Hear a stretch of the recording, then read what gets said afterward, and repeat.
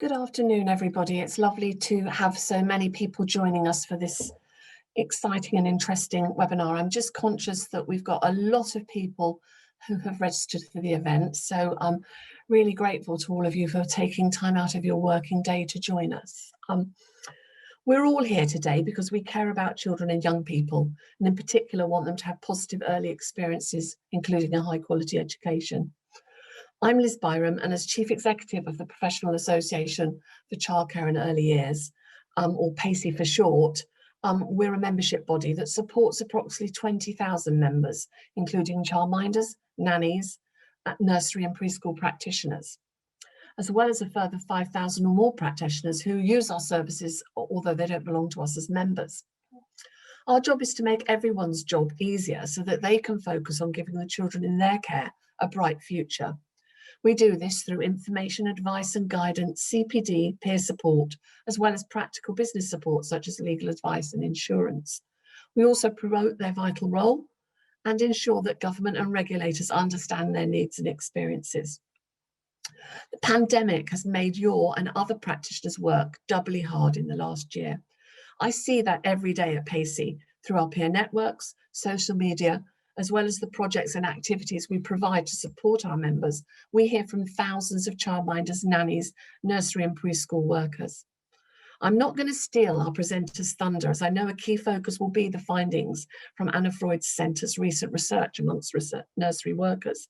But I do want to stress how much this survey echoes what we hear from practitioners on a regular basis at the moment.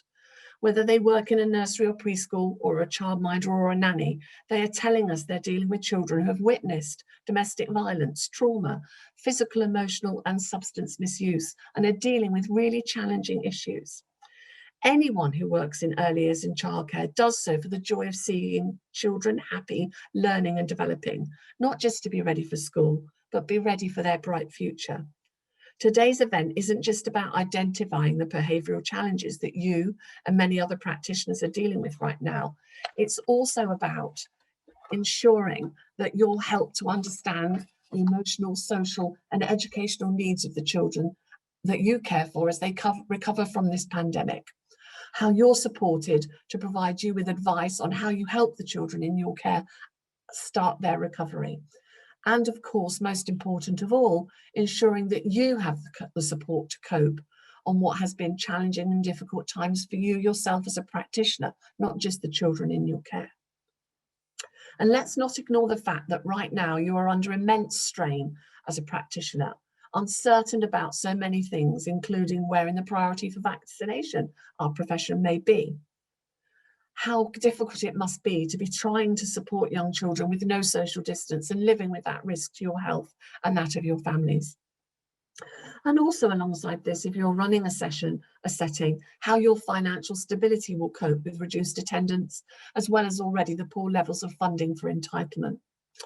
Uncertain futures impact on us in so many different ways, and I can only admire you and other practitioners who, despite this, work tirelessly to ensure the children in their care have positive, happy experiences when they arrive each morning. At times like this, the one thing that we can always rely on, and that is each other. And today's event is a great example of that. We have a fantastic panel today who I know will not only share insights into the research, but also provide you with practical advice and experiences that you will be able to take back to your setting and use. I also know that through the discussions and questions that we'll have at the end, you'll share your own experiences and again support each other. Of course, it would be better to be well funded and properly supported by government. But while PACEY and others push to make this a reality, I take heart from the creativity, resilience and determination of the people who work in our sector. The one thing this pandemic has shown us is that our sector can cope with a whole lot of challenges because of the community of people that work in it. That's probably enough from me as chair, as I'm not the person you came to hear from today. I wanted to just briefly introduce you to our speakers, and then I'll hand over to the first one. I'm really delighted that Camilla Rosan from the Anna Freud National Centre is here with us today. She is head of their early years team and is a consultant clinical psychologist and a couples therapist by background. I'm also delighted that Sarah Peter is here. She's a child and adolescent psychotherapist, and Sarah is the senior therapist at the National and Anna Freud National Centre's Early Years Programme. And finally, Sue Cowley is a presenter, teacher, trainer, and author of over 30 books on education and parenting. As a qualified early years teacher, I've no doubt many of you know who Sue is, and she doesn't need introduction from me. So, without further ado, I want to start by asking Camilla to present with her thoughts on the research, and of course remind you all that there is an opportunity to ask questions at the end of the session, and please to put your questions in the Q&A option, as I know colleagues are looking through those to make sure we cover as many as we can at the end. Thank you, Camilla. Thank you, Liz. Hello, everybody. First of all, I just wanted to welcome you to the first seminar from the Anna Freud Centre's Early Years in Mind Learning Network, and huge thanks to Liz for chairing. When we were doing our practice run through, my slides seemed to develop a mind of their own and were like skipping around without me touching them. So if they go forward at a random moment, I hope you'll bear with me. I think I might have fixed them. So as Liz said, I work at the Anna Freud Centre as head of their National Early Years Department, and I'm a psychologist by background, but I've also worked in a nursery, and I've worked in children's centres, and I have a 4-year-old who goes to nursery at the moment. So I'm wearing lots of different hats when I'm thinking about this work that we're doing. In my talk, I'm hoping to just sort of set the scene a little bit. I'm going to tell you a bit about the Anna Freud Centre, why we set up the Early Years in Mind network, and what the network might be able to offer you. I'm also going to tell you about a survey we conducted at the end of last year to over 900 early years workers to explore their experiences at work and explore the mental health needs of the children in their care. It was this survey that led to the focus of the webinar today on working with challenging behaviour, as 86% of you said that this was something that you were kind of managing day to day. This webinar is going to be the first of 3 that we're doing. The next one's going to focus on children who've experienced bereavement, and the last one will focus on children who've experienced trauma, because these were the areas that were really highlighted in the survey that we did. So if you want to find out more about kind of those events coming up, then please join the network if you haven't already, and the kind of dates and details to book on will be coming up when we send around our next newsletter. Okay, so at the Anna Freud Centre, our Early Years programme is a programme from conception to under 5s, and our vision is really that all children under 5 and their families are supported to develop nurturing relationships that promote their long-term health and well-being. We try and do this by developing and testing, and ultimately trying to kind of scale up and reach as many kind of families and professionals and areas of the country and the world as we can with evidence-based relational approaches. So we are trying to be an innovation hub, and we're trying to do that in 3 specific areas at the moment. So with looked after children, so children who are adopted, fostered, in special guardianship arrangements, children who are affected by parental mental health problems, and children under 5 in universal settings, so childcare settings, play groups, who have a childminder or a nanny. And it's this area that obviously today is most focused on. And our big project in that area is our Early Years in Mind network. So what exactly is Early Years in Mind? So it's a free online resource hub and learning network that supports early years workers' practice. And we launched just last year in Infant Mental Health Awareness Week. So the network's aimed at early years staff kind of across the board, but this might include nursery workers, childminders, nannies, health visitors, stay and play workers, and others. Some of the bits and the projects that we do within the network might be particularly targeted to one group over another, but we have an overarching target audience that are those working in early years with universal families. We are so pleased that since launching in June that we've already got over 10,000 people that have joined the network, and I've put the link here for people. You'll get the slides afterwards if you haven't got time to note this down, if you want to join and you haven't already. So the focus of the resources are something that's kind of easy to read and accessible, and tools and guidance really on supporting the mental health needs of babies and young children. We're taking an attachment informed lens to that. And we're particularly interested in how we can support people and professionals working with disadvantaged or marginalised families, where there are kind of a number of barriers outside of their control, and then being able to seek support. Before launching in June, we developed the resource and the network by talking to lots of people like you. So we went out and ran interviews and focus groups and surveys with hundreds of early years workers to really understand what were the issues that they wanted help with, how did they want to receive that help, and in what kinds of formats. So, you know, in things like this, events, in podcasts, in kind of downloadable guidance, what was the easiest way for them to kind of be able to access this? And so that kind of fed into the format of what we do. So we send out regular newsletters. We're hoping to run more events. This is our first one. We've developed a whole range of downloadable guides and top tips. We've done a podcast, and we've got lots more planned, including a free online training program on infant mental health and working in a kind of attachment informed way. And we're just developing a whole other side of our resource hub that's guidance on talking to parents and working with vulnerable families directly, opposed to working with children. And we're doing some works. We've just completed a survey with over 1,500 early years workers completed on wellbeing in the workforce and how we can support professional wellbeing, as well as obviously the wellbeing of children. So here's some of the resources if you haven't explored the hub yet. So we have an A to Z of common difficulties, and these reflect the kinds of things that you told us in that scoping work that were things you wanted help with.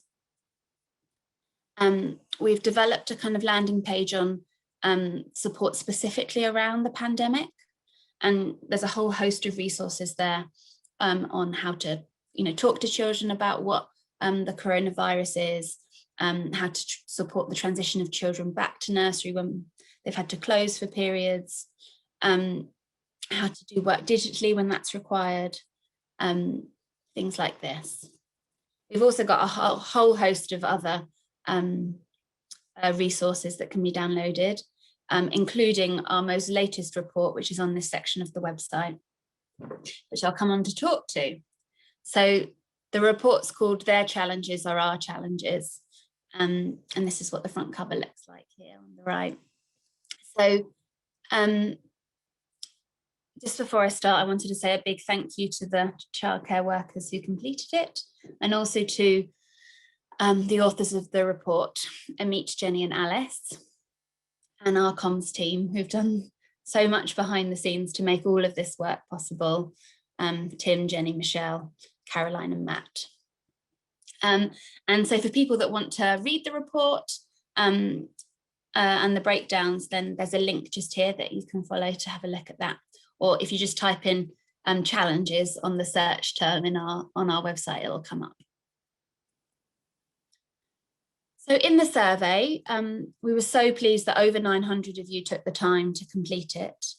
And the findings were really, I think, quite meaningful. We found that 69% of you had experienced working with a young child who'd been affected by trauma or abuse, 71% with a child affected by violence, similarly high, 60% with substance use. Almost half had experienced a child who'd gone through a bereavement, and 3/4 said that they looked after a child who had displayed what was described as unusually aggressive or violent behaviour. And it was, I mentioned earlier that 86% of you had said that challenging behaviour was something that you had said you struggled with or you saw day to day. And it was an interesting reflection I had with Liz yesterday when we were kind of thinking through the plan for today around, you know, what is challenging behaviour in children, and actually often what it is a challenging context that they're living in, and they're trying to tell you about their kind of the strong feelings and difficulties that they're experiencing, and it's not that child that's challenging, it's the context that they're trying to manage. And I think that's something that Sarah and Sue and Liz will probably talk about more.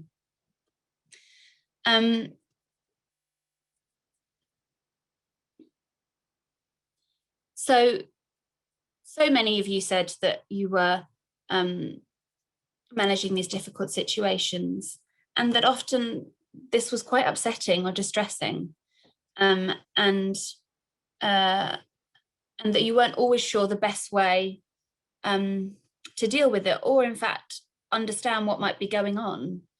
And that lots of you said to us that you wanted more training and support and time and reflective space to think through how you understood what was going on and what you might be able to do best to manage it. And you will have seen in this last slide that almost all of you thought that it was your role, and an absolutely important part of your role to support the mental health and well-being of the children in your care. And of course that's absolutely right. And often it's, you know, psychologists or social workers or health visitors that are thought of to be responsible for that, but you are the ones that are spending the most time with children and seeing them day to day. And so we just really agree that being able to support you in having the kind of capacity and skills to do this work and do it as well as you want to should be an absolute priority. And that's really why we set up Early Years in Mind, to be able to help solve that in a kind of easy, accessible way, to deal with the things that you told us you wanted help with. So that's all from me in my scene setting. I just wanted to finish by saying that, reiterating that this is the first of our 3 webinars that we're trialing out. We're so pleased that so many of you came today, although it's obviously super nerve-wracking as a speaker. So we hope that you also continue to come to the next 2 that we've got planned, and that you sign up to the network to hear about those events and many of the other things that we've got coming out in the coming months. So thank you very much. That's great, Camilla. Thank you so much indeed. Much appreciated. And I think in the few minutes that you've had, you have really summed up some of the complexity and challenge that so many settings are dealing with. And of course, the families of these children too. And we've got a lot to cover now in terms of how we can all support each other and work together in order to make those challenges seem less so for those children who are dealing with so much at the moment. And definitely really important, and we'll reiterate the ability through the network and through other methods that as practitioners, having time to take out of the day and think about these challenges and how to do them differently is so valuable. And I think something like the Early Years Mind Network is really valuable in that sense. So thank you so much. I would like to move now on to introduce our next speaker, Sarah, and she is going to talk to us a little bit more detail about attachment theory, and I'll hand over to Sarah now. Thank you so much. Do please remember to put your questions in the Q&A session if you've got them. Thank you. Thanks, Liz. Okay, I'm just going to share my slides.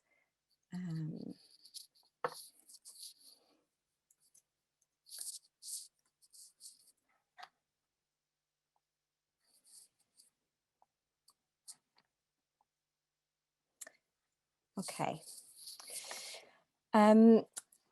So it's lovely to be here. As Liz said, my name is Sarah Peter, and I'm a child and adolescent psychotherapist.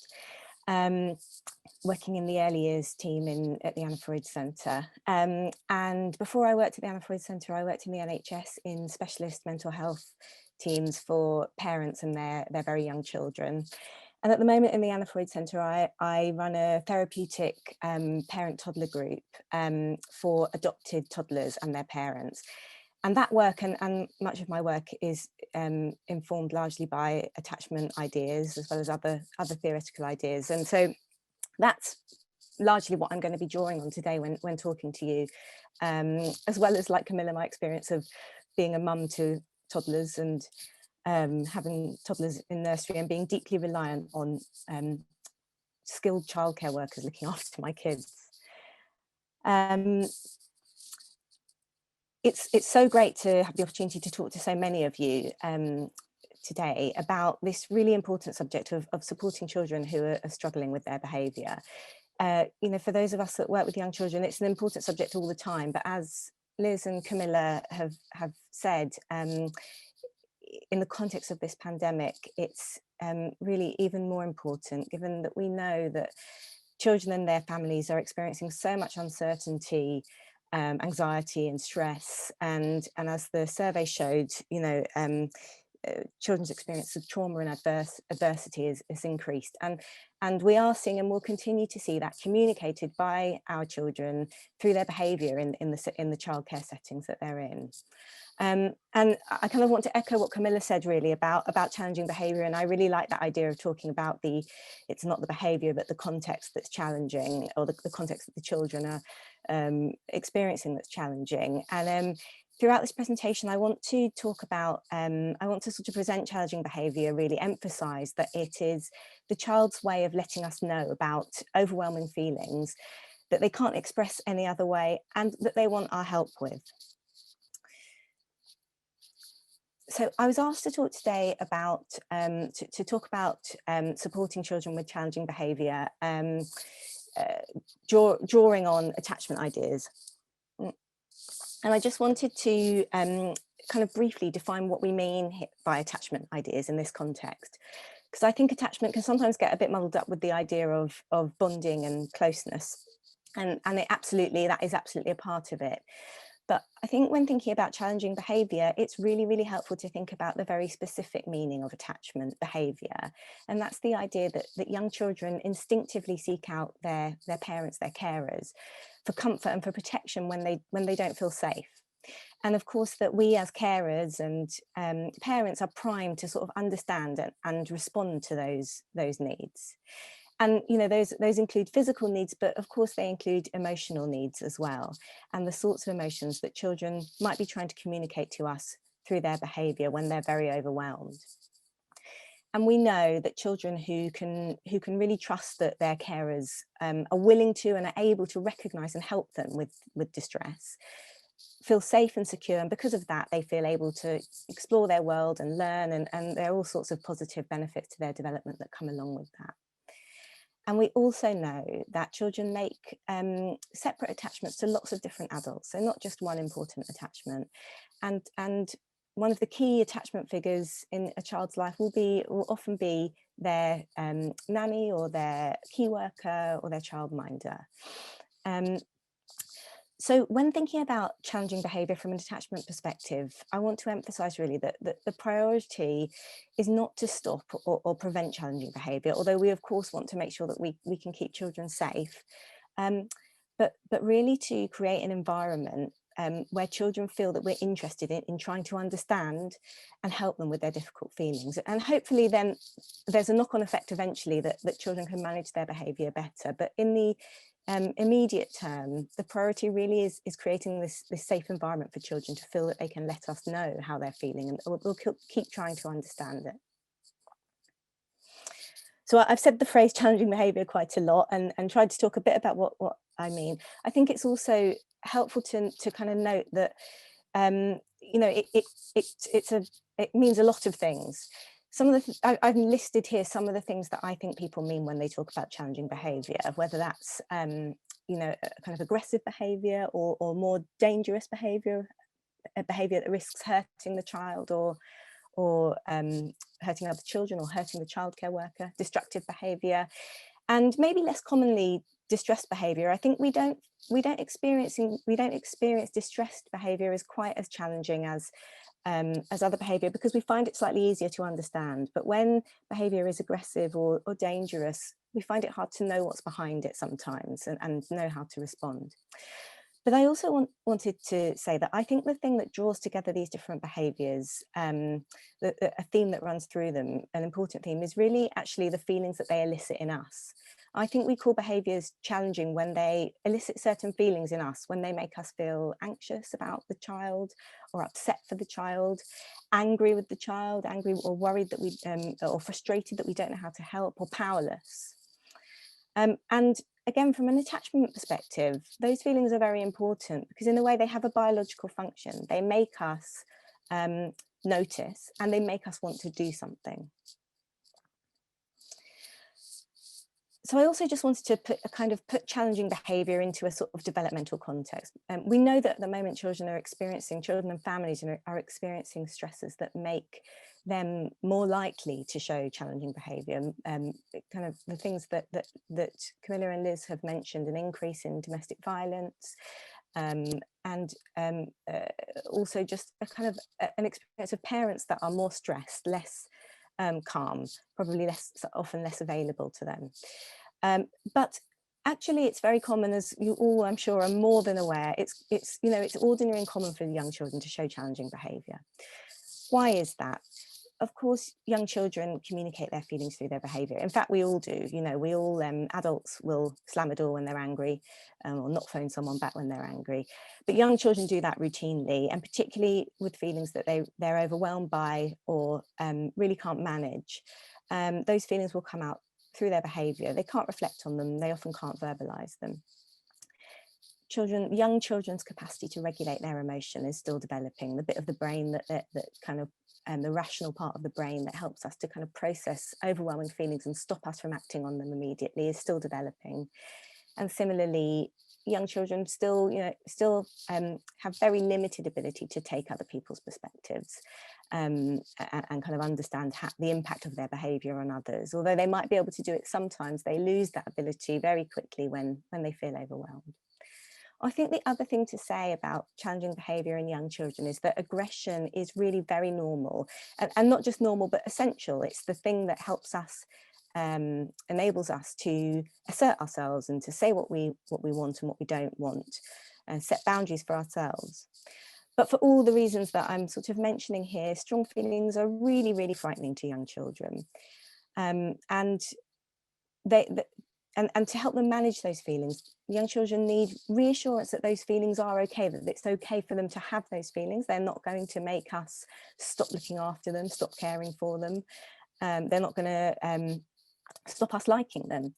And they also need help to sort of find ways to use aggression constructively rather than destructively or kind of harmfully. So every situation that we find ourselves in with young children is different, and every child is unique. So in trying to kind of talk a bit about ways to manage challenging behaviour, rather than kind of saying when X happens, do Y, I'm going to speak about some general principles that I find it helpful to hold on to when in helping to make decisions about how to respond in any given situation. These principles won't magically kind of stop a behaviour, and in a way that's not necessarily, unless there's something really dangerous going on, that's not necessarily what the aim is, but hopefully they will contribute a bit to the child's sort of sense of their strong feelings being manageable and enable them to eventually find different ways to express them. So the first principle that I've wanted to talk about is really the idea of regulating yourself, and it links to what I said before about the biological function of the kind of distress that is elicited in us when a child is distressed or uncontained.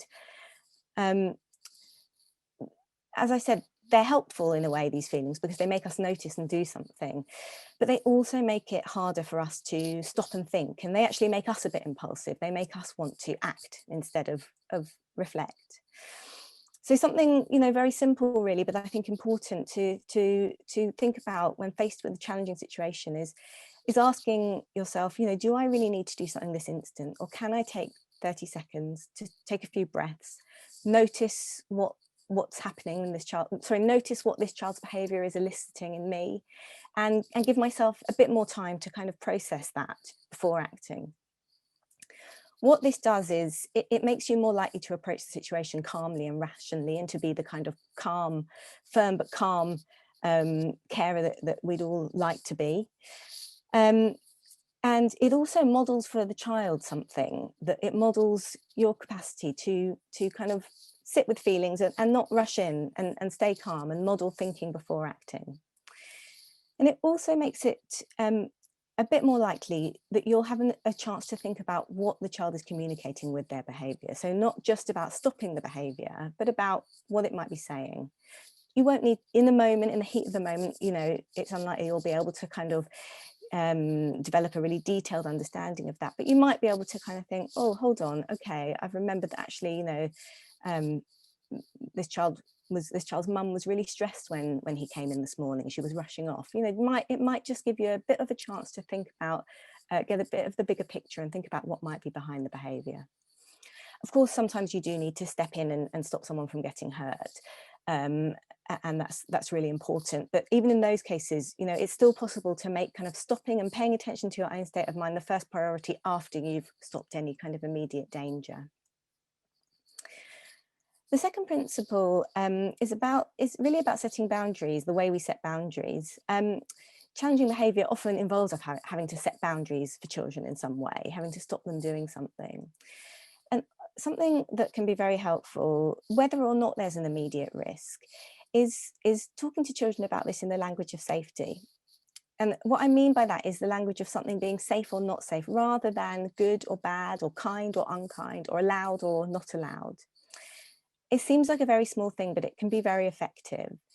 And I think the reason for that is because, very young children are very prone to shame, and can easily feel shamed if they feel told off. So even if we tell them it's their behaviour and not them, I think young children still feel shamed when we tell them that they've done something that's not allowed, or that's unkind, or that's bad. And shame dysregulates them further and makes them less able to control their behaviour or reflect on it. So by emphasising that you're setting a boundary that's there to keep them safe, it shows that you understand that they're overwhelmed, and that you're there to help them and also to keep them safe. So the third sort of principle I wanted to touch on is the idea of acknowledging the feelings that we're trying to, that we kind of know are behind this behaviour. And it can be really, really helpful, if at all possible, if you can find some way to acknowledge or show that you understand, or even that you're trying to understand the feeling that's driving the child's behaviour. And the reason to do this is really to let the child know that the feeling that they're having is okay, that you might need to stop their actions or their behaviour, but that you want to let them know that the feeling they're having is okay. And I think we do this quite a lot because we want to help children calm down and feel better. We sometimes find it hard to really acknowledge the kind of the upsetting feeling they might be having. So sometimes we'll say, it's okay to be cross, but.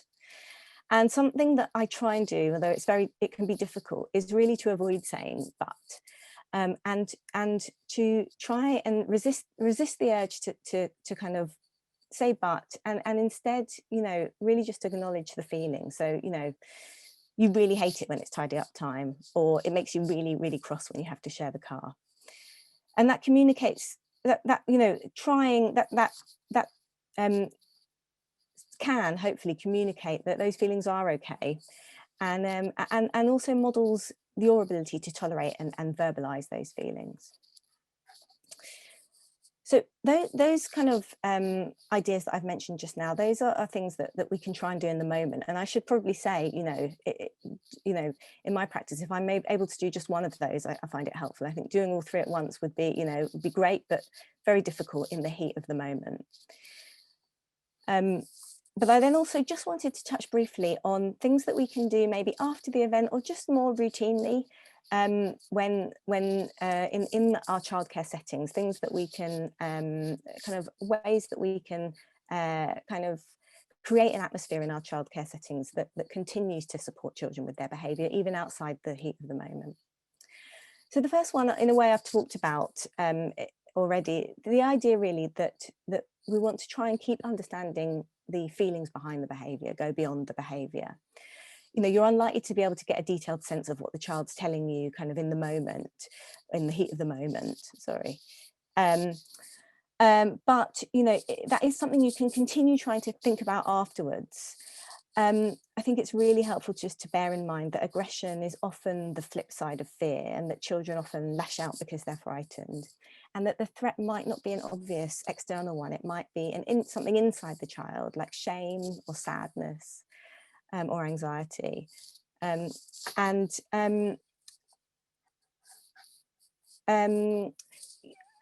think something that can be quite helpful to do is if you've got children that are sort of continuing, a child that's sort of repeatedly having the same sort of meltdowns or showing the same sort of challenging behaviours, it can be quite helpful to allocate someone to be an observer for that child. Both when they're upset, but also at other times, and really just get a sense of a bit of a sense of that child's play, get a sense of what happens before and after incidents, and then think about those incidents, think about those observations with your colleagues, with parents, and just trying to build up a sense of a kind of in-depth sense of what might be going on for that child, to help you understand what they might be communicating through their behaviour, so that eventually you might be able to find a way to talk to them about that. The second thing really is, I've called it reflecting on upset and recovery. It's really about the idea of helping children realise that they can recover. A better way to put it might be sort of debriefing with children. So I think sometimes, again, after something stressful and difficult and upsetting has happened and a child's recovered, we don't want to necessarily go back and go over it with them. We're happy to move on from it. But actually, it's really helpful to model to children that, you know, it's safe to talk about the fact that they got cross, that they got really upset, that they hit or they kicked or they threw things. And then to be able to tell a story with that child of how they calmed down. And children actually, what I found is that doing that with children, children really like it and actually want to do it repeatedly. And I think it can feel very reassuring to children to think about the process of getting extremely worked up, feeling completely overwhelmed, and then gradually coming to calming down and realizing that those feelings are manageable, and that they haven't kind of, you know, they haven't destroyed the child, and they haven't destroyed the child's relationship with you. And the last thing really is something that I'm sure that it is done, really, that you all do a lot in your settings, but I think it's always worth mentioning. Children who are able to kind of process strong feelings, difficult feelings, anger, sadness, hatred, rage, jealousy, all those things, if you're able to process those in safe ways, for example, in play or in storytelling, then those children tend to be better able to manage those feelings in real life. Working through those feelings in play helps children to distinguish between pretend and real, between feelings and reality. It also helps them to process them and to master them. And one way to help children with this really is just to have a very child-led approach to play, and that, you know, if children are, if you see children in their play, you know, pushing all the dolls out of the doll's house, or you know, hurting the teddies, kind of, you know, being willing to acknowledge that, to kind of narrate it to children, being willing to be there and bear witness to it, and watch what happens, and you know, going back to the point about trying to understand children's behaviour, you can also often, as I'm sure you're aware, get lots of kind of really interesting clues to what's going on for children internally through their play. I just wanted to say a few last things about more general things. So, you know, of course, it's really important when you've got worries about a child's behaviour to talk to parents about that as early as possible. And again, talking about the challenging context, you know, talking with parents and thinking with parents will help you to get a really good picture of what's going on for that child and a better understanding of why they might be showing that behaviour. And also working together with parents to develop that shared understanding together, because they also may not understand fully, and so joining together with them to sort of create a shared understanding can enable you to sort of have a consistent approach, which will obviously be containing and helpful for the child. And just to mention, of course, that the way we express anger and distress really varies depending on culture. And so talking openly with parents about that, really keeping the conversation open with parents about that will also help you understand more about how an individual child behaves when they're upset. Again, linking back to part of what we want to do with the Early Years Network is offering support and help to you guys as practitioners. We have attachment needs too, and we continue to need reassurance and comfort from people when we're stressed. And so really, it's really vital that you have space to reflect on difficult experiences with children alongside adults who can support you. And whether that's in nurseries, building in space to reflect into the working week, or for nannies or for childminders, whether that's kind of creating those opportunities through peer support, and hopefully through other types of support like the Early Years Network, those needs can also be addressed.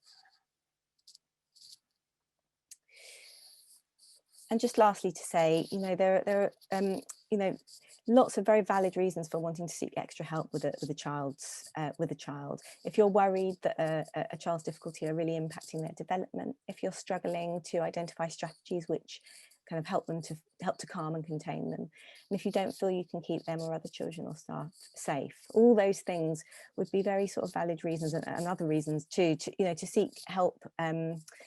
To seek extra help. And I suppose what I want to say about that really is trust your instincts. It's always better to seek help early than wait for things to deteriorate. And of course, always talk to parents first and colleagues where that's relevant.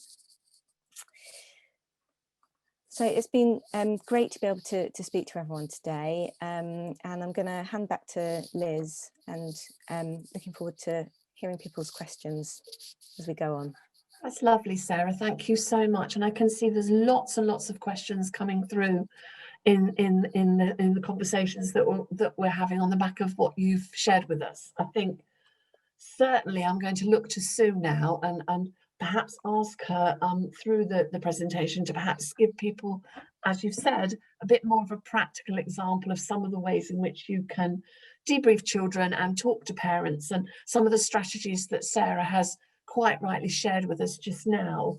In some contexts, it's challenging to know how to start those conversations off, or how to help children to have the conversation with you about feeling safe. So I'm really looking forward to hearing from Sue now, and to give us a little bit more of how we practically apply this to some of the work we all do day to day in childcare, childminding, nurseries and preschools. Thank you so much, Sue. Brilliant. Thank you very much, and good afternoon, everybody. I'm just going to tell you very quickly a little tiny bit about myself. I'm conscious that I don't have ages and ages to talk to you. So about 30 years ago, I trained to be an early years teacher.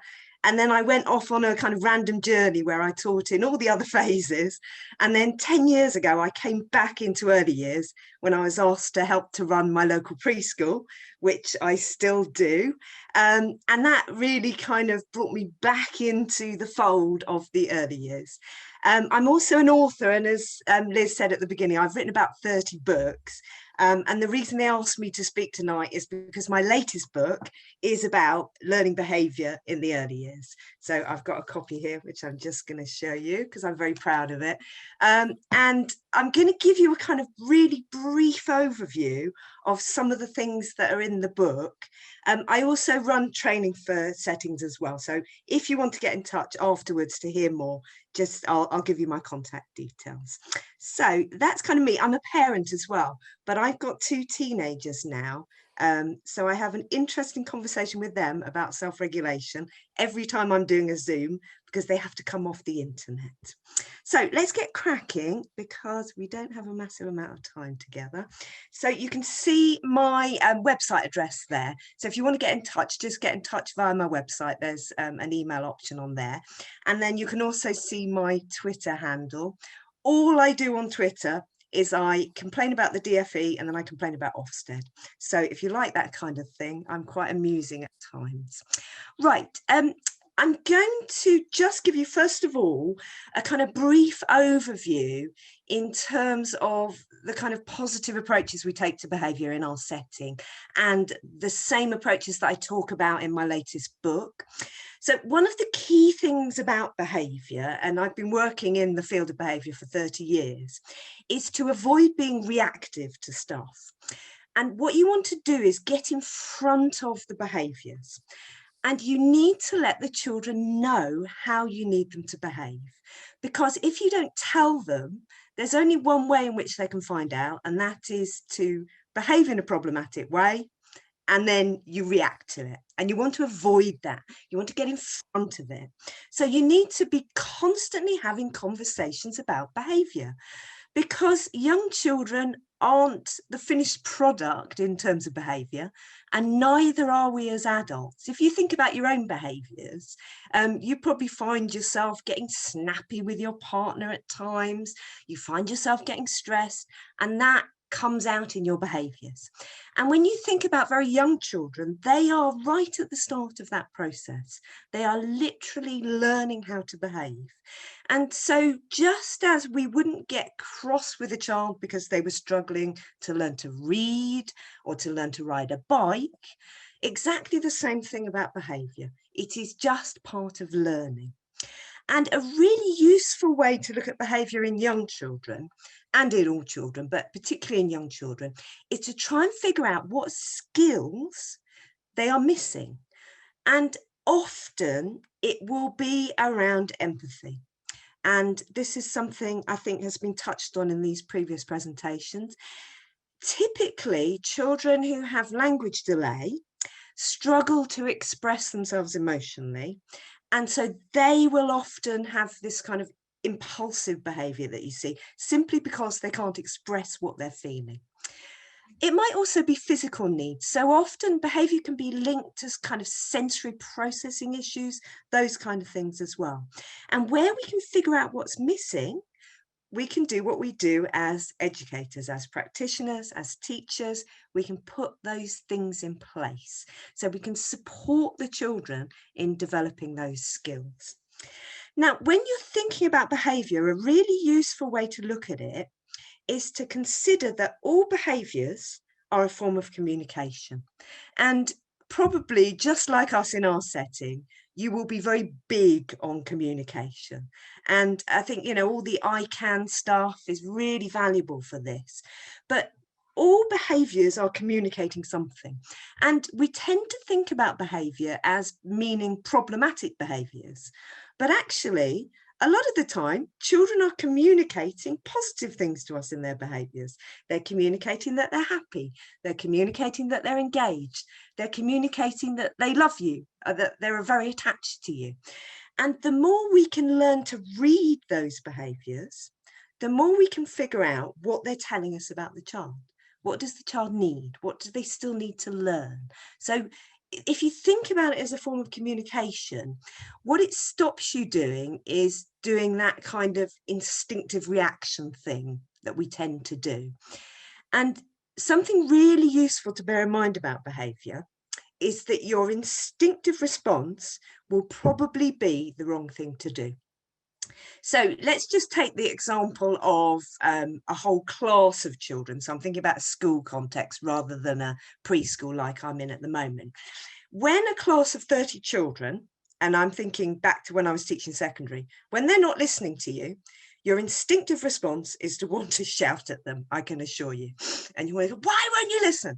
But that is the wrong thing to do, because the minute you do that, they see that they can wind you up. Okay, and this applies exactly the same in early years, because our instincts will tend to make us respond emotionally when what we need to be doing is responding rationally. And the younger the child, the harder it is for them to be able to communicate what they're thinking and feeling. So this is why this bit is so crucial. Now, when we say that behaviour is communication, what we don't mean is we have to attend to every single thing that's communicated.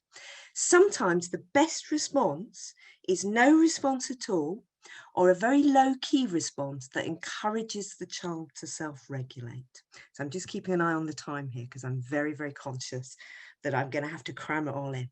Right, so one of the things that small children and all children need us to do is be reliable adults. They need, when a child forms an attachment with you, they need you to be reliable, to be consistent, not to one day do one thing and the next day react in a totally different way. So effectively, what you're doing as the adults in the setting is you are drawing a line for the children, and you are saying to them, here's the line. Now, please make sure you don't step over the line. Okay, now I'm going to make you go back behind the line. And the more clearly and confidently you draw that line, the more the children will feel safe, because they will feel like you, the adult, are in control of the situation. So one of the key things to do is to constantly talk about behaviour. So we talk about our golden rules, and we don't just do it once, we do it, you know, at the start of the session, in the middle of the session, throughout the session, we spot these things happening, we have a golden rule of the week, and so on. Now, obviously, there's a couple of thousand of you here, so I don't have the chat function, but if I did, I would now ask you a very simple question. And the question is, do I come across as being a confident person? And fingers crossed, hopefully you would say yes. And you would have formed that perception because of the way I'm communicating with you. So where the adults look confident, the children have the perception of confidence and they feel more secure. And it's really worth having a little think right now about what it is that I'm doing that makes you feel that I'm confident. And it will be things like making eye contact, talking reasonably slowly, not doing lots of umming and erring, this kind of use of tone, clarity of voice. All these things will impact on how your children perceive you and how they perceive your kind of ability to control the situation. So we look confident about getting the things we've asked for. Yeah, I need you to be kind. We need to see good sharing. We need kind hands and so on. But we also need to narrate the why. We need to explain to the children and get them to talk about the why behind those behaviours. Why do we need these things? And that then leads us into developing the skill of empathy.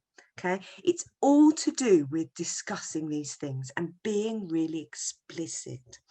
And as part of this idea of drawing a line, you have to constantly go back to your expectations. Yeah, it's not a one-off deal. It needs to basically thread through everything you do throughout your day in your setting. You notice when children are doing the right thing. Yeah. Oh, lovely. Those are kind hands. Oh, I spotted you sharing there. That's fantastic. We even have a Golden Rules song in our setting to the tune of London's Burning. It's not some great, wonderful song. It's just basically golden rules, keep us safe, keep us safe. So it's basically threads through everything we do. Now, one of the really important things with behaviour is you have to consistently model the things that you've said you expect. So, for instance, you know, if you expect the children to listen to you and to each other, then what you can't do is talk over them. You have to model things because the children learn as much through the things you do as the things you say. And in fact, it's probably got more to do with what you do than with what you say. And then you have to have unconditional positive regard. You basically have to send the children the message that whatever they do, whatever behaviours you see from them, you will still love them. You will still have this professional love for them. Their behaviour is separate to them as a person. And you do this through basically being unshockable. So, you know, you don't overreact. You just say that's not appropriate behaviour, but you do this thing where you separate the child from the behaviours. Okay, I'm conscious that I've got 7 minutes left. Right. One of the things we're doing when we're teaching young children to behave is we are basically supporting the development of self-regulation. And there are 4 really key factors that for some children will not have been in place, perhaps in their very earliest years. And this is sometimes the case for looked after children, because obviously they have had insecure attachments quite possibly early on. So that attachment is crucial, but what's really crucial is that they trust the adult. The adult needs to be reliable. And what also needs to be reliable is resources. So the child knows there will be food on the table. And if that's the case, then they can deal with being a little bit hungry, because they know that when they do need some food, there will be food available. So obviously those children from homes where there is poverty and food poverty may struggle to develop self-regulation. What children also need is they need a feeling of agency. They need to feel that they are active agents within the world in which they live. And I'll explain a little bit more about that in a moment. And then what they also need is they need really high levels of challenge. And what can sometimes happen is you tend to get kind of two extremes of parenting. You get the kind of perhaps what we might call neglectful parenting, but you also get the kind of helicopter parenting where the parent over helps the child all the time, and that can also impact on the development of self-regulation. And often those children who've been overhelped will really struggle with failure because they've never been allowed to actually actively fail. Right, so one of the things that supports us in helping the children move from us helping them regulate to them doing it themselves is the routines that we use in our setting. And the routines create this sense of security for the children. So again, it's back to, it's reliable, it's secure. And what you're looking for within your routines is little moments of agency for the children. And just to give you one example from our setting, one of the things the children do in the morning is they self-register with their names. So there's a box with their names and a little picture to go with each name. So the child chooses the picture that they want to attach to their name. And then when they put their name on the registration board, they choose whether to register for milk at snack time or water at snack time. And it's those little moments of agency within the overall structure of the routine which are really powerful for supporting the development of self-regulation. And the whole time when you're in your setting with your children, you need to be asking yourself, am I interacting with the children? This is Julie Fisher's term. Am I interacting with them? Or am I interfering? Am I over-helping? Am I over-supporting? And where you feel that urge to go and sort of repair stuff for them, first try to do a little bit of kind of verbal support. You can do it. I know you can. Yeah. And it's those moments of co-regulation and those moments where you give them time to come to things that support this development of self-regulation. Right, I've got 4 minutes left, so I'm going to whiz through the next few slides. Right, emotional support is a really key aspect, and the previous speakers have touched on this a lot, so I don't need to go into too much detail. But basically, the whole time you're in your setting, you should be naming the emotions you see. I can see you're feeling a bit frustrated there. Gosh, I can see you're getting a bit angry. And then you model how to self-calm. Do you know what? When I'm feeling angry, I breathe deeply. So shall we just try breathing deeply together? That's fantastic. I can see that you're calming yourself down. And what you're trying to do the whole time is you're trying to sort of promote this sense of, you know, I can manage my own emotional state. I can control my own emotions. And you're also trying to promote an understanding from the children of how other children feel. And by naming their emotions and talking about how does it make us feel when this happens, you are promoting empathy. And doing that thinking out loud thing is really crucial. Now, when I say don't be a helicopter, one of the things to watch out for is this kind of over-supporting thing. So it's where you go, watch out, be careful, you might fall.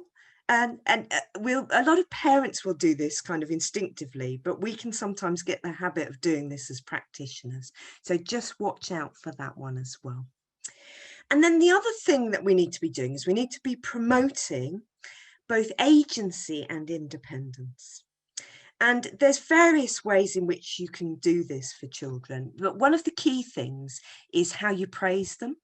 So try to get yourself out of the habit of going, oh, what a lovely picture, and instead frame it in a way that suggests that the child was an active agent in creating the lovely picture. So you might say something like, I really like the way you decided to use this colour.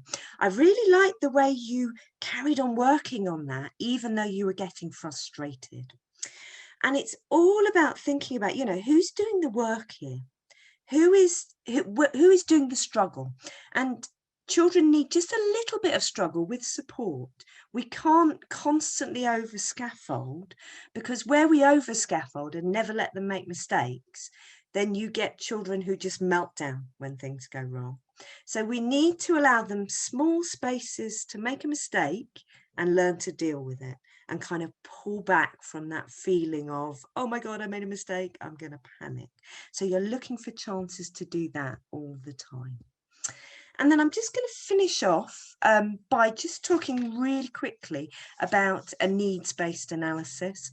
So this is a really good approach to take if you've got a child in your setting who is presenting you with behaviour that puzzles you.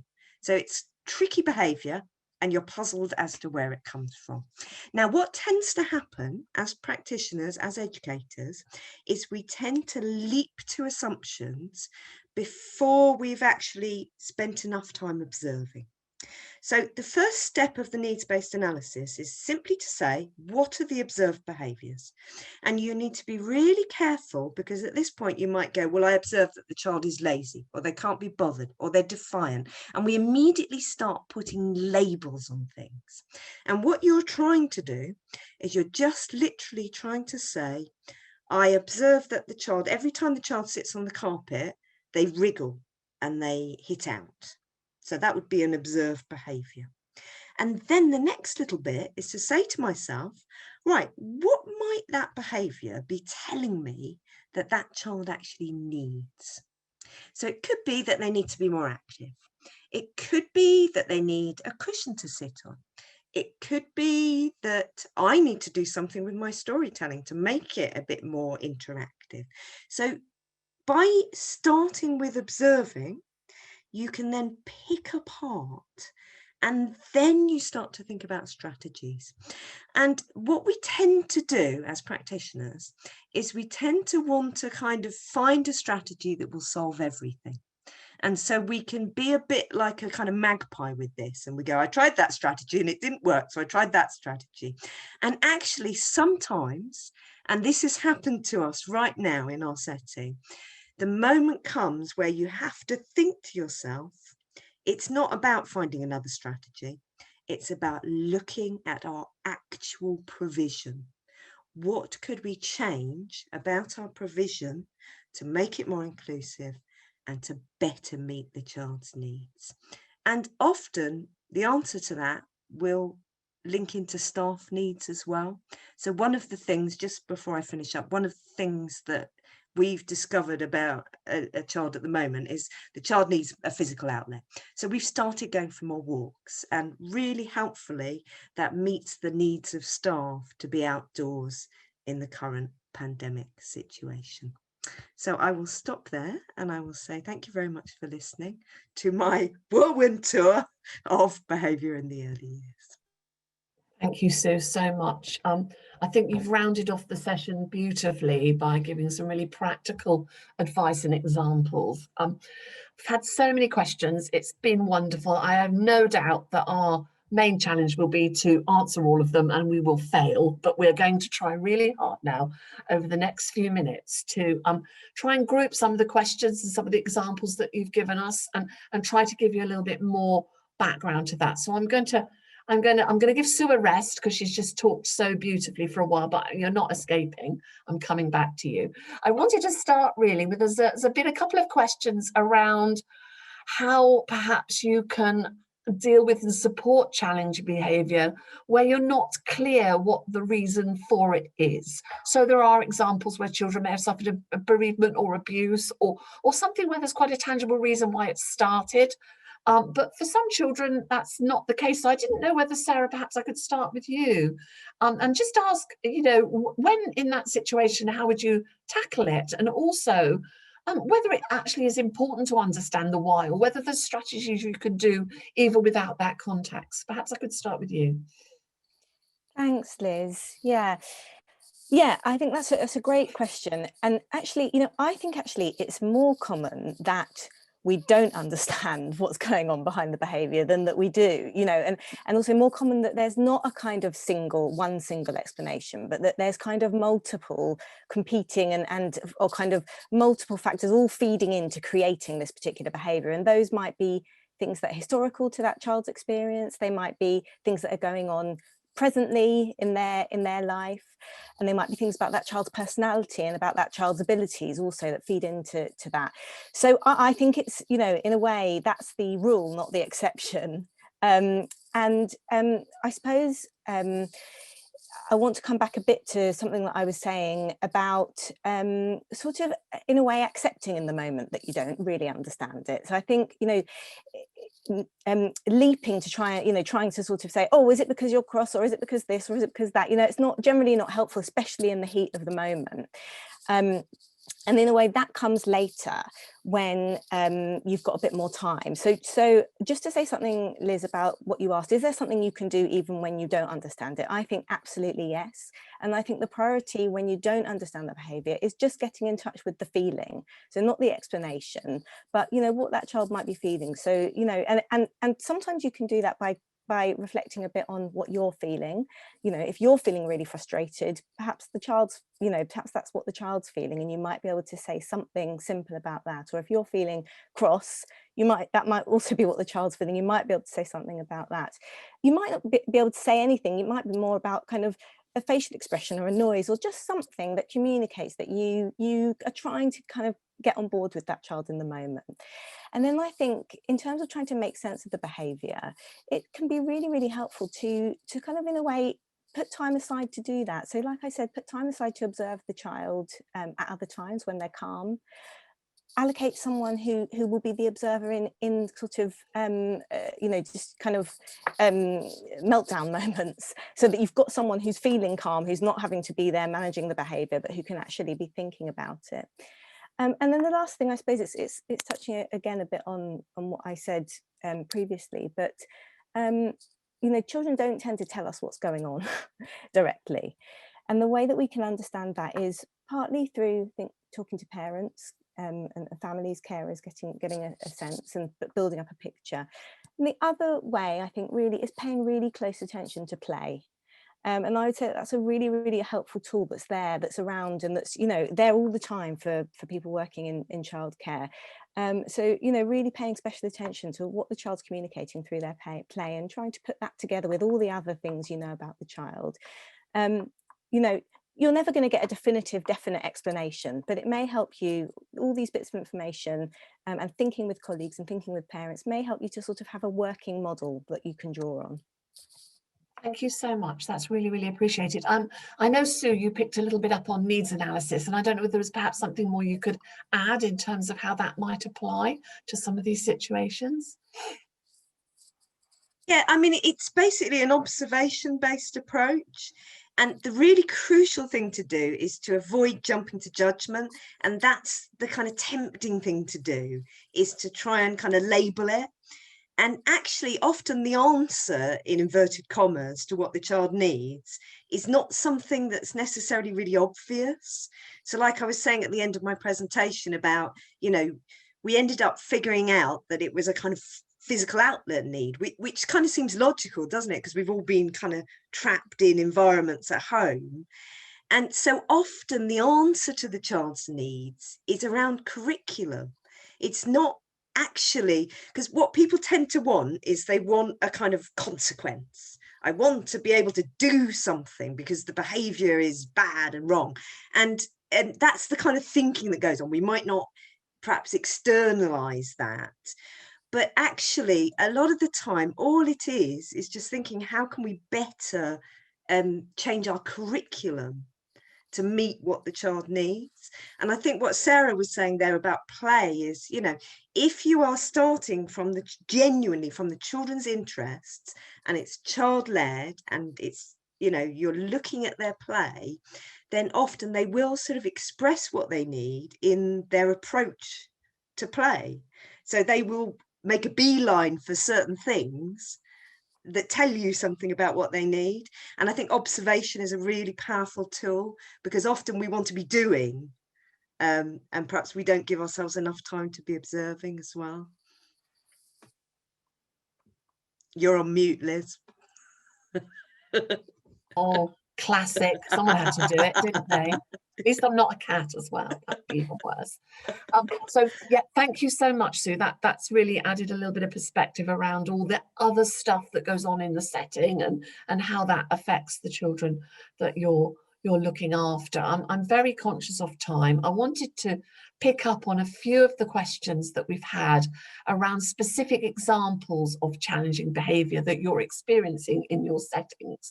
And I didn't know, perhaps I would start with Sue this time and then see if Camilla can add anything to this. But we've got a couple of examples. I'm not going to go through all of them.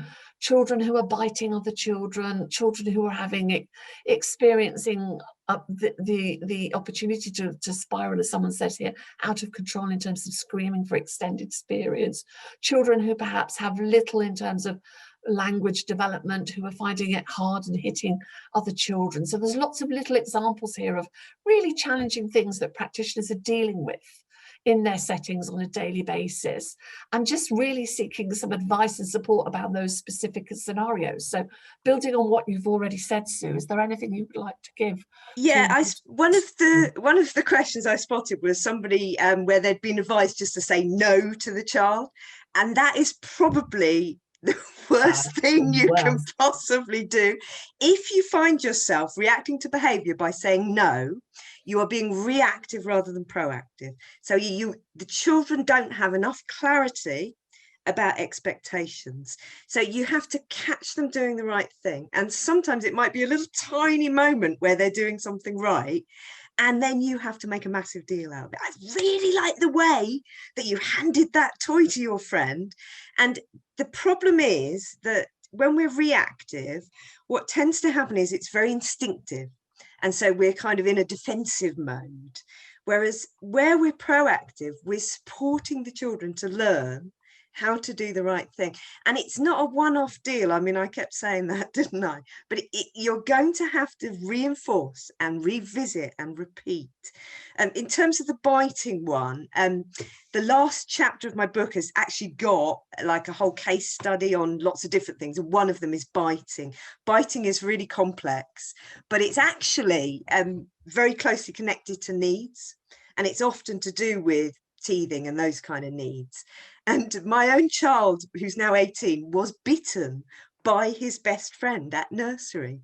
And the funny thing about biting is that actually it's the parent of the child who has bitten who usually feels worse than the parent of the child who got bit. So that's all I'll say on that one. Thank you, Sue. I don't know if perhaps Camilla or Sarah, you'd like to come in, because I know some of these challenges are fairly often the case that things are being dealt with in settings.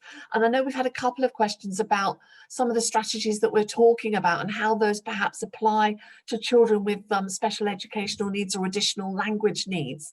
And I don't know if is it the same techniques, or the particular aspects that we need to think about more for children with those additional needs? I don't know, Camilla, you're nodding. Would you like to start? Yeah, sure. Thank you. So I guess the first thing I wanted to say or reiterate, because it's been said a few times, is just that lots of these behaviours are really normative, and we'd be expecting them in all children, no matter their kind of their context and the level of challenge in their life, whether that's to do with abuse or the pandemic, or perhaps having additional kind of language needs. You know, pushing and shouting and biting are all, you know, fairly normal. I think people are bringing examples where they're very frequent and quite disruptive. And and perhaps not within a normative range. But we heard from Sarah how much kind of shame can get in the way, both our own and children. So particularly when there are difficulties from child to child, I think we're doing the same things that we've said that we would want to do, no matter the situation. We are trying to encourage the other children to understand how this little person might be feeling, and that they're feeling very cross, and or that some other really very sad and some other kind of emotion, to help them connect to each other. Because often, as Sue said, the biting can be an intense display of excitement sometimes, not necessarily anger, and can often happen between the best of friends, and still happen habitually in a way that we wouldn't want to be happening because it's hurting somebody. But we obviously want to keep those little social relationships, so help them understand each other, and help them. I saw recently in my daughter's nursery the kind of counting, the breathing to calm down, the children teaching that to each other, like you're getting cross and so that regulation can be kind of in a group as well. I think of course we need to adapt some of these techniques when we're working with children with special educational needs, language delays, or perhaps have been identified as being on the autism spectrum.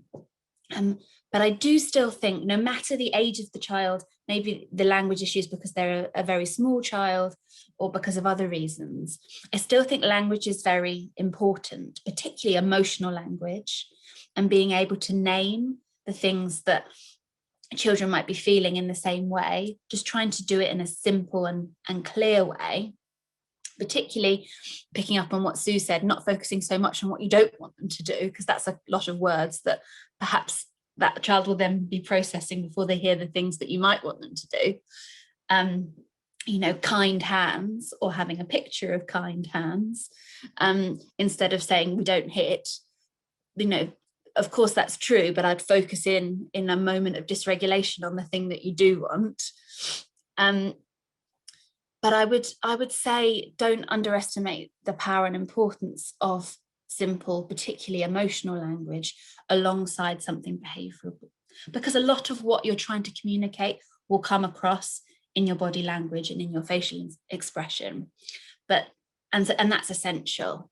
But that connection to language is can be very importantly symbolic, and that language can be your words, but it can also be pictorial and through things like Makachon, which I'm sure lots of nurseries will use as well. Within Early Years in Mind, we've got quite a large piece coming out about working with parents who have children with learning disabilities and parents who have learning disabilities themselves. So it's an area that's kind of been highlighted to us that we can do a lot more of. I think my last comment I would just share is that what we see a lot, particularly at the Anna Freud Centre, is people making referrals for perhaps an ASD or a kind of language delay assessment. And what we kind of find out is that some of those language delays might be about something that's more emotional, that's more around an attachment difficulty, and that child just doesn't have the agency or hasn't been given the scaffolding to be able to develop language in a safe way. And by creating a safe base, we haven't spoken that much about key workers today, but I think just, that was one of Anna Freud's, our kind of founders, initial kind of discoveries and assertions kind of post-war, creating key work as a stable base, and the importance of stability. It can just be hugely kind of life-changing for little children who aren't able to speak, to learn to speak. And so I would just flag that sometimes speech and language delays can be something emotional opposed to organic. Thank you so much, Camilla. That's great. I don't know if colleagues want to add anything to that. I think we covered a lot there in terms of the perspectives of how to move forward. Are you both happy for us to move on? That's great. So I'm very conscious of how much time we've got left. I've got a couple more questions I'd love to ask. I don't know, Sarah, if you might be able to be willing. I know a few people have asked about what the language of safety actually is and whether you could give some examples of safe language. So we're all really keen to give us some scenarios. Thank you. Yeah, I realise in calling it that, I've probably made it sound like a bit more elaborate than it actually is. So when I talk about, I was kind of rushing through to keep to my time. When I talk about that, what I mean really is genuinely just the words safe and unsafe. And I find that those words are really, really helpful to children. And actually, I was thinking about this in relation to the biting question. It's really, really helpful to sort of reframe the reasons that we don't do things as because they're not safe, rather than you know, because they're kind of against the rules, or they're good or they're bad, or even that they're kind or unkind. And I'm not saying that we shouldn't teach children what's kind and unkind, we absolutely should, but I think, as Sue sort of mentioned, it's much better to do that in a sort of positive way, you know, getting out ahead of the behaviour rather than doing it when a child is sort of overwhelmed and dysregulated. What I find is really helpful when a child's dysregulated is talking to them about not being able to let them do something because it's not safe. And I'm thinking about the biting example, and that, you know, of course, it's obviously not safe for one child to bite another because the other child will get hurt. But it's also not safe to let a child be the biter because they don't feel safe if they bite. They don't feel good about themselves. They feel frightened. And so, you know, what I find is really being really clear with children. I can't let you bite your friend because it's not safe for him and it's not safe for you. And I think that really communicates to children that what you're interested in is helping them manage their feelings. You're not interested in shaming them or sort of even necessarily sort of teaching them at that point. You're there to sort of help them feel that you know, there's someone there who understands that they feel overwhelmed and who's going to keep them safe in the moment. So it really is, it's nothing more complicated really than that word, than, you know, it's my job to keep you safe. Thank you very much. That's much appreciated. Is there anything more that anybody would like to add on that one, or I'll move to the last couple of questions, conscious of when we promised to finish? No? Okay, that's lovely. Well, I think we've also had a couple of questions around the impact that challenge behaviour can have on the other children in your setting. And I think we haven't really touched on that as much.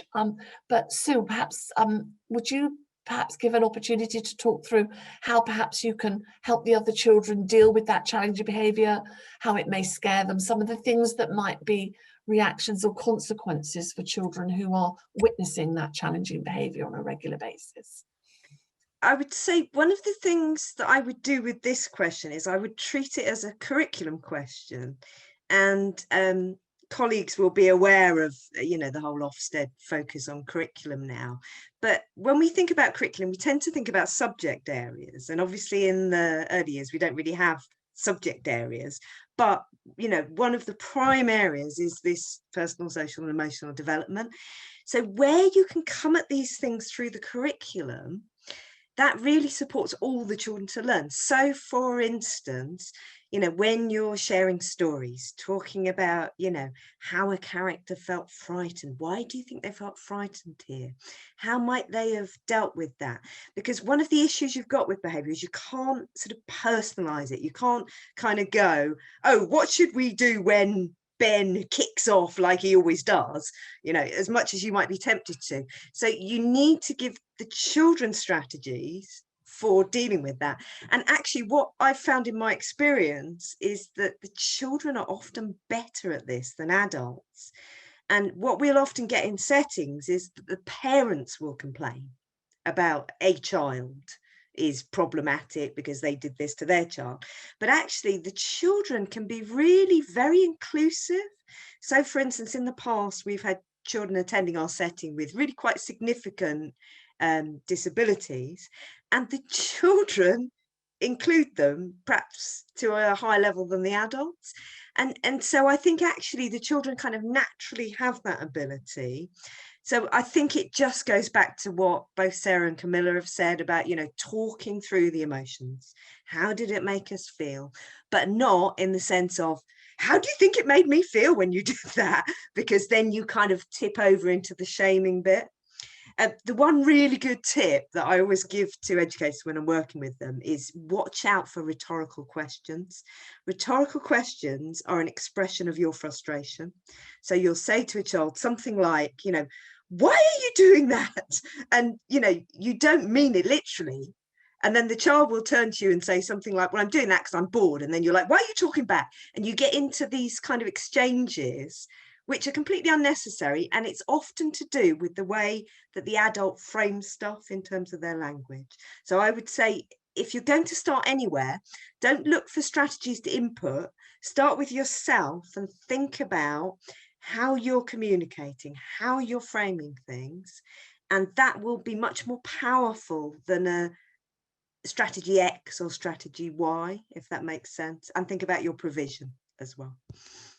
Thank you, Sue. I'm conscious we've probably got 1 minute left now. Is there anything that anybody else wanted to add from the conversation that we've had and the questions that we've had? Or we all, or there's so many more questions there, and I feel really frustrated. I can still see them clocking up now, and I'm feeling like I've failed as a chair. But in half an hour, 103 questions is probably an impossible challenge.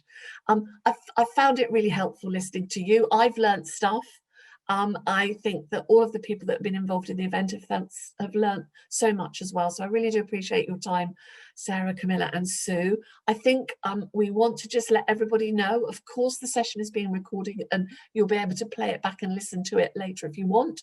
Share it with colleagues who perhaps haven't been able to attend tonight. And all the presentations and information and advice will be sent to you so that you can have a look at that at the end. Once the seminar's over, we'll be asking you for a bit of feedback. I know the team are really keen to keep learning how to do these well for you.